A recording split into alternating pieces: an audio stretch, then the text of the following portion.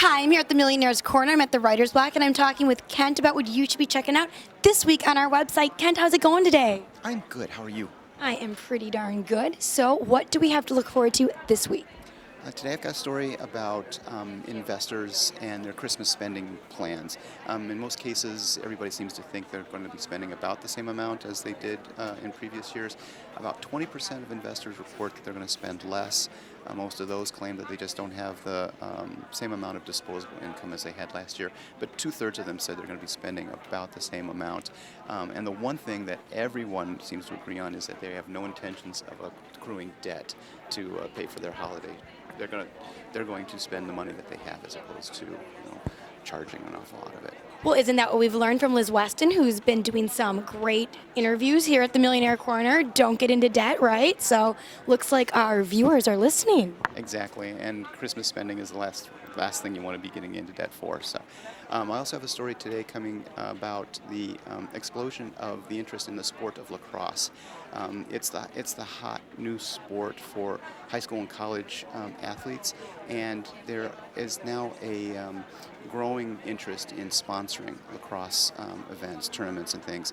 As you know, corporate sponsors are always looking for something new to put their money into and try to build a new audience, and lacrosse looks like it may be it. Is there any other stories that are going to be up on the website this coming week that our viewers are going to find interesting? I hope so. On Monday, I have a story about the fact that there's a Pew Research study that shows that 92%, I think, of Americans want their libraries to still exist. Some people, especially younger generation people, aren't going to the library as much because they can do whatever they need to do at home online. But most Americans think that a community benefits from having a library. And I mean, it's a huge number, which I was really excited about because I'm a big library fan. And then I'm doing a story that I don't know if you remember this, but there was a Nordstrom's in town a few years ago that had an Irish pub in it.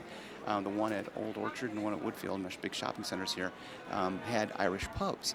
And then it went out. But now a lot of your top-end clothier stores are putting bars in the stores so that you can do some shopping, go have a drink, maybe have a little snack, go back and do some more shopping, or, as we had suggested in our story meeting, that the men who are shopping with their women can go into the bar and watch a ball game or something while their wives are out spending their money or spending the family's money. That's a great idea.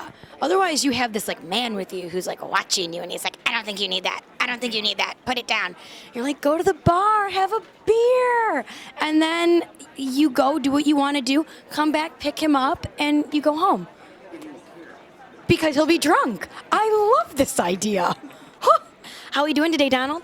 Cold. It is quite cold here in the Chicagoland area. It's about 10 degrees. Yes, well, you pay for Four Seasons.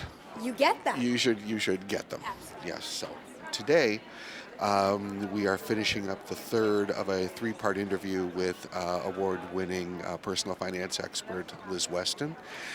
She has talked about debt with us. She has talked about student loans. Those interviews have already been posted. For the last part of our interview, she takes auto loans out for a spin. Outside of housing, transportation is probably the second biggest cost for the average American household. So she talks about what people are doing wrong when they buy a car and when they finance a car, and suggests some ways to ease that burden. Okay. On Monday, we will be looking at affluent attitudes toward affluenza. This is a term that has gone back in the news.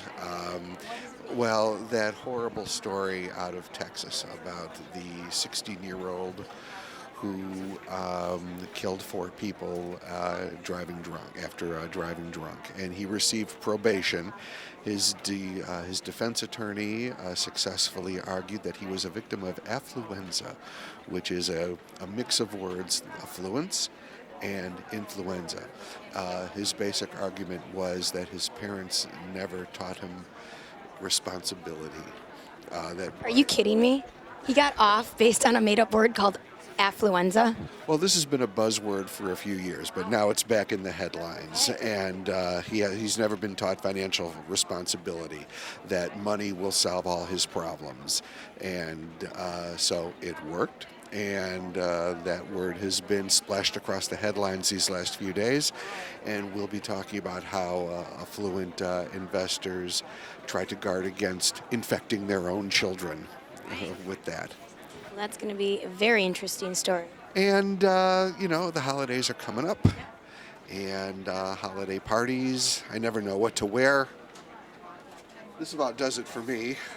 Oh, Donald, you look very festive. But perhaps you might have better recommendations on what people should wear to holiday parties this year.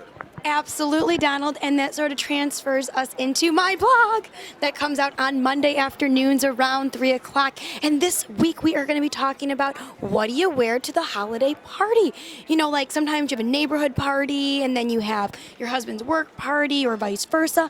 And what do you wear? We're going to be talking about how to shop your own closet and some amazing staples that you can have in your closet so that each year you have something to wear to these great holiday parties and what you can do to dress it up with accessories and so on. So make sure you stop by on Monday to check out my blog and more and these great stories that these writers are going to be writing for you all week long. I'm Heather Kiley. Thanks so much for watching.